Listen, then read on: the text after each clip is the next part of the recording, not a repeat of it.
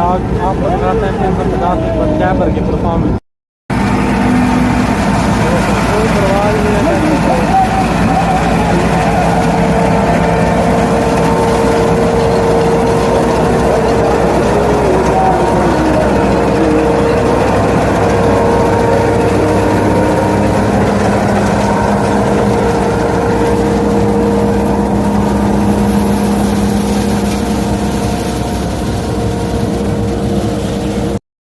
मज़ीद हम बात करते हैं जयपुर वालों से, कहाँ पे हैं और क्या हिसाब किताब चल रहे हैं। सब जयपुर चल रहे चलते रुक गई है, देखते हैं क्या मसला हो गया था इसे। खैर है तो जी की हो गया थी।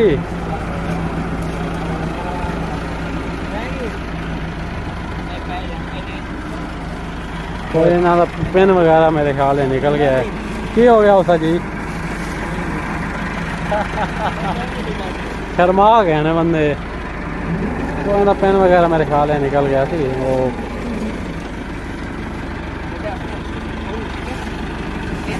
अच्छा ये जंजीर टूट गया थी। कोई पेन नहीं है, ऐसे पेन दे दो इसमें। कोई छोटा पेन नहीं होता? अस्सलाम वालेकुम। जैसा कि आप जानते हैं हम आज आपको मैंने मुआयना भी कराया है कि पीछे हमारे 350 चल रहा है चैपर पे। उसकी मैंने आपको दिखाई है जो परफॉर्मेंस है कि उसे ना तो कोई मसला आ रहा है ना कोई धुआं छोड़ रहा है, ईजीली ही चल रहा है नॉर्मल तरीके से, जैसे कि बाकी ट्रैक्टरों से ज़्यादा बेहतर चल रहा है मेरे हिसाब से। मज़ीद मैं आपको बात कराता हूँ, जो मालिक आए हुए हैं इनसे बात कराता हूँ, इनके बारे में पूछते हैं कि ये कहाँ से आए हैं और यहाँ पर कैसे, यानी कि किसके टाउन से आए हैं और कितना यहाँ पर बचा रहे हैं। आए आपको मैं समझाता हूँ। जी सर, क्या हाल है? अल्लाह का करम। सर कहाँ से आए हैं आप? यहाँ कितना दूर है? सही है। कितने दिन हो गए यहाँ पर? यहाँ सर आए तो नई बात होते काम करो बीच में मेरे ख्याल में बात कर गया ना, 3 बजे से काम कर रहा है। हाँ, ये तो जो है ना ग्लोबल फ्लाइट है, अगर आपका जो नाड़ है वो खुशक हो गया तो दूसरे को चला लेते हैं। लो इसलिए से हम चलाते हैं कि इसने 2 काम करने होते हैं। एक इसमें आगे चलना होता है, दूसरा इसमें पीछे फ्री शाफट में जो काम कर रहा है प्रेशर को आया स्पीकर पूरे दे रहा है। जब हम इसकी स्पीड बढ़ाएंगे तो ज़ाहिर है उस स्पीड में वो अपना लोड निकालेगा। स्लो चलाने जिस तरह रोटावेटर चलाते हैं, ज़मीन को ब्रेक करना है तो स्लो चलाएंगे, अगर तेज़ चलाएंगे तो सही है। आपकी बात बाकी तो समझ आ गई, यानी कि एक अच्छी इनकम आपको हासिल हो रही है जो कि आपने चीज़ें तरतीब दी हुई हैं उसके नतीजे में। इन चीज़ों का पता उस वक्त चलेगा जब हम घर से निकले थे और जब घर पहुंचेंगे। सही है। उस वक्त जब हम जमा तफरीक करेंगे तो हमें पता चलेगा कि हम निकला तो आदमी फ़ायदे के लिए है ना। अगर पहले ही उसको पता होगा मुझे फ़ायदा नहीं होना तो कौन निकलेगा। सही है। लेकिन जैसे कि आप आए हैं हाफसाबाद से? जी, पिंडी पट्टी हाफसाबाद से, तो वहाँ के लोगों का कल्चर, थोड़ा सा ज़बान और बहुत चीज़ें यहाँ से डिफरेंट हैं। यहाँ हैं ज़्यादा हम सराय की, तो क्या यहाँ आके आपको कोई टेंशन नहीं बनती? नहीं, देखें बेजान, इंसान जिस इलाके में रहता है उस इलाके के रस्म व रवाज होते हैं और उनको अपने रस्म व रवाज के साथ हो सकता है वो चीज़ें जहाँ मैं रहता हूँ मुझे अच्छी लगती हैं, लेकिन आप यहाँ से जाएँ तो आपको अच्छी ना लगे। ये तो होती है कल्चर की बात। जहाँ भी आप जाएँ, जिस तरह के आपके रवाज हैं वही आदमी को, ये इंसान की फितरत है, इसको हम तब्दील नहीं कर सकते। हाँ, हम जब इधर आते हैं अपने घर से 400 किलोमीटर दूर, तो जब हम चीज़ों में फ़र्क महसूस करते हैं तो हम उनका इजहार करते हैं। हाँ, लेकिन उन पर तनकीद इसलिए नहीं कर सकते कि हम समझते हैं कि हर इलाके का अपना रस्म रवाज है कि वो इसलिए उन्होंने उस हिसाब से चलना होता है। बाज़ औक़ात रस्में इसलिए बन जाती हैं कि उस इलाके की ज़रूरत होती है, लेकिन दूसरे इलाके से आने वाले आदमी को शायद उन चीज़ों का एहसास नहीं होता। जब होता है तो वो उनको कबूल कर लेते हैं कि हाँ यार ये यहाँ की ज़रूरत है।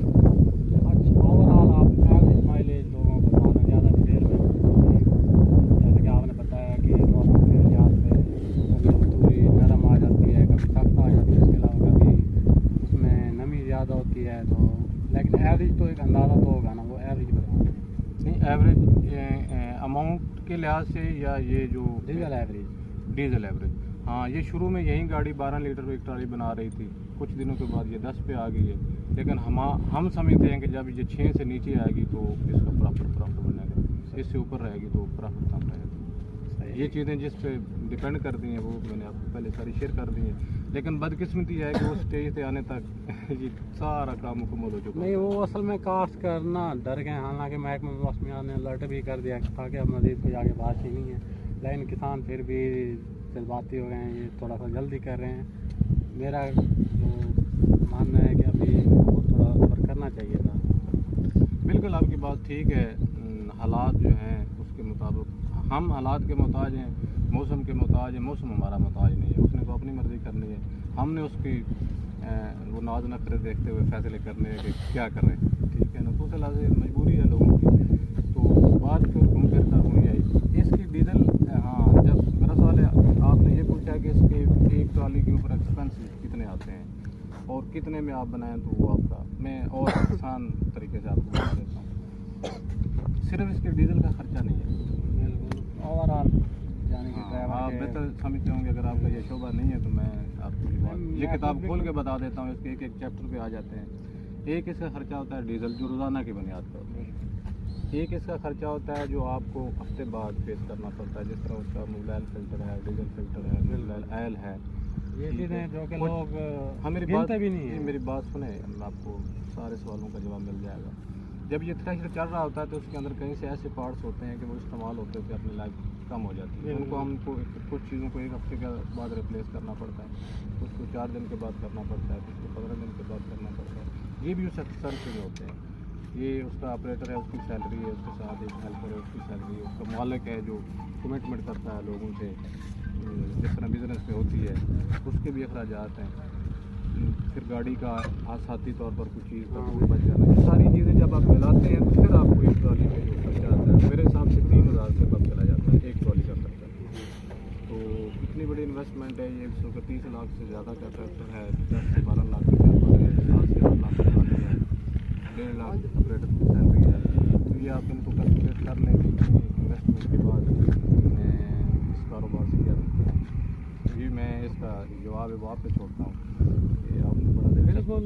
बिल्कुल मैं खुद भी कनेक्ट हूँ थोड़ा बहुत ही एग्रीकल्चर की फील्ड से, तो आज की वीडियो भी इसी बस थी। लोगों के यही जो सवाल थे वो मैंने पूछे हैं, मज़ीद कोई सवाल होंगे तो इंशाल्लाह फिर दूसरी वीडियो में पूछेंगे। एट द एंड आप ये इस वीडियो को क्लोज करने से पहले आप पहले अपना होमवर्क मुकम्मल किया करें ना। उसका ये फ़ायदा होता है कि जब आप किसी फार्मर से मिलते हैं, किसी बिजनेसमैन से मिलते हैं, तो आपके पास इतने सवाल हों कि बताने वाले के लिए आसानी हो जाए। वो जितने आप ज़्यादा सवाल करेंगे, जितना आप ज़्यादा वो जो नॉलेज है वो शेयर होगा। अगर यही वीडियो कोई देखेगा, हो सकता है इस वीडियो को देखकर कोई लोग इसमें ऐड होना चाहते हैं, हो सकता है इस वीडियो को देखकर कुछ लोग इस फील्ड से निकलना चाहते होंगे।